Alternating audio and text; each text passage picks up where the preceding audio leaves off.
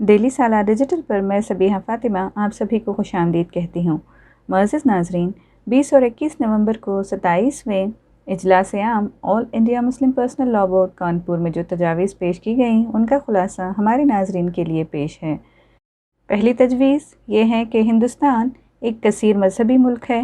ہمیشہ وطن عزیز کے باشندگان نے ایک دوسرے کے جذبات کا لحاظ رکھا ہے، مقدس شخصیتوں اور کتابوں کے بارے میں گستاخانہ رویہ اختیار کرنے سے اجتناب کیا ہے۔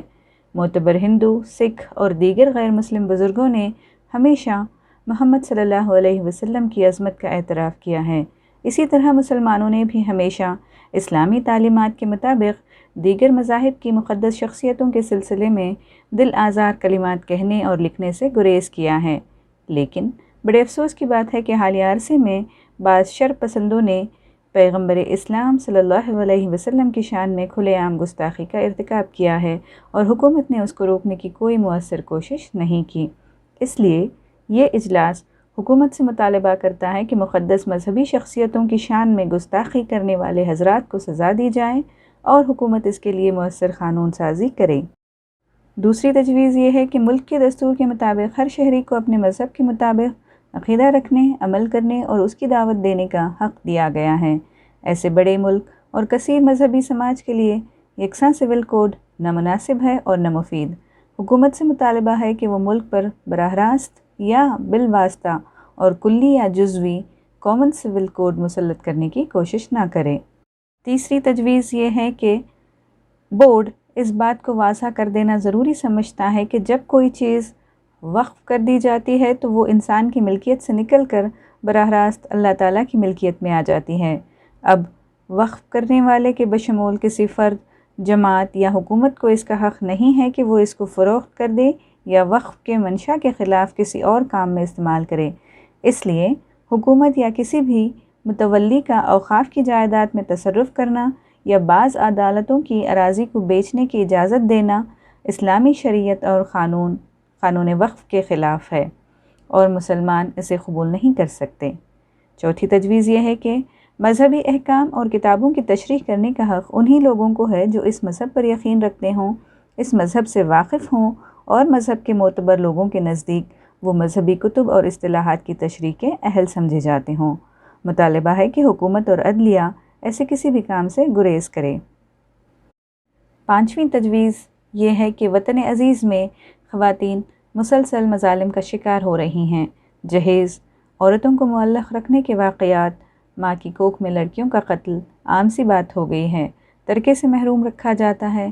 آفسوں، تعلیمی اداروں، یہاں تک کہ ٹرینوں اور بسوں میں، اور اب چھوٹی اور نابالغ بچیوں کو بھی ہوس کا نشانہ بنایا جا رہا ہے۔ مطالبہ ہے کہ وہ خواتین کے تحفظ کے لیے مؤثر قوانین بنائیں اور اس پر عمل آوری کو یقینی بنائیں۔ چھٹی تجویز یہ ہے کہ اقلیتوں کا تحفظ تمام حکومتوں کی بنیادی ذمہ داری ہے۔ بنگلہ دیش میں ہندو بھائیوں کے بعض مندروں کو نقصان پہنچایا گیا اور لوگوں پر حملے کیے گئے۔ یہ یقیناً ایک قابل مذمت فعل ہے اور ہندوستان کے مسلمانوں نے بھی اس کی کھل کر مذمت کی ہے۔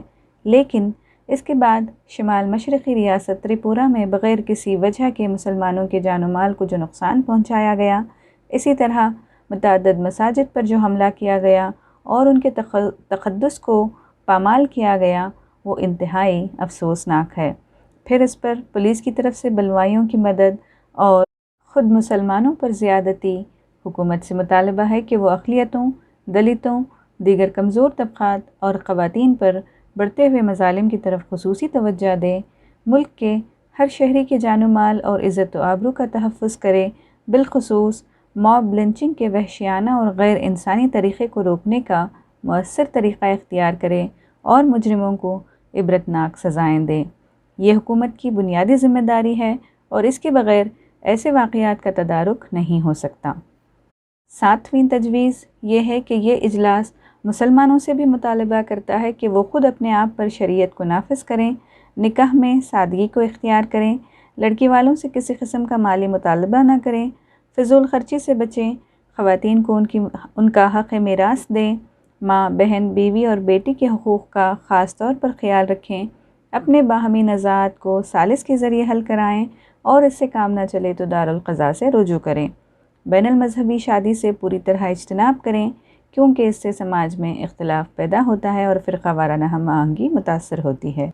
8ویں تجویز یہ ہے کہ بورڈ مسلمانوں اور غیر مسلم بھائیوں سے بالخصوص علماء و اوکلا سے اپیل کرتا ہے کہ وہ اسلام کے معاشرتی قوانین کو پڑھیں، غلط فہمیوں سے بچیں اور دوسروں کی بھی غلط فہمیاں دور کریں، کیونکہ اسلام کا قانون معاشرت پوری طرح انسانی ضرورت و مصلحت سے ہم آہنگ ہے۔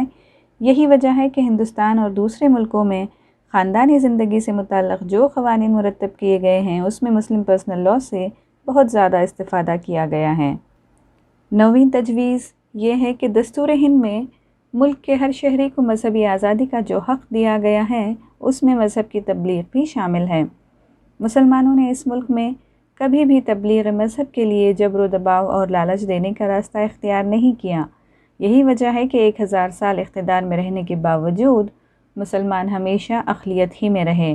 حالیہ دنوں میں بعض لوگوں نے اپنے مرضی سے اسلام قبول کیا۔ انہوں نے پولیس یا عدالت میں یہ دعویٰ دائر نہیں کیا کہ انہیں زبردستی مسلمان بنا لیا گیا ہے، لیکن پھر بھی تبلیغ مذہب کا کام کرنے والوں پر جھوٹے مقدمات درج کیے گئے، جبکہ دوسری طرف بعض فرقہ پرست کھلے عام تبدیلی مذہب کا نعرہ لگا رہے ہیں اور ان کے خلاف کوئی کارروائی نہیں ہو رہی ہے۔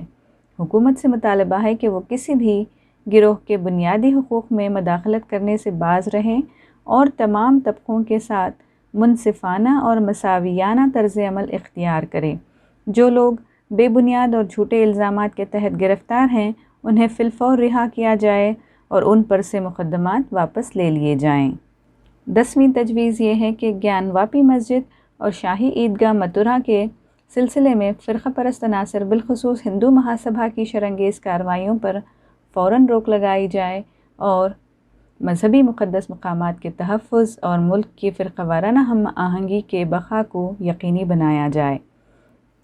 11ویں اور آخری تجویز یہ ہے کہ گزشتہ کئی سال سے مسلمانوں کے خلاف نفرت و بغض و عناد پر مبنی پروپیگنڈا کیا جا رہا ہے۔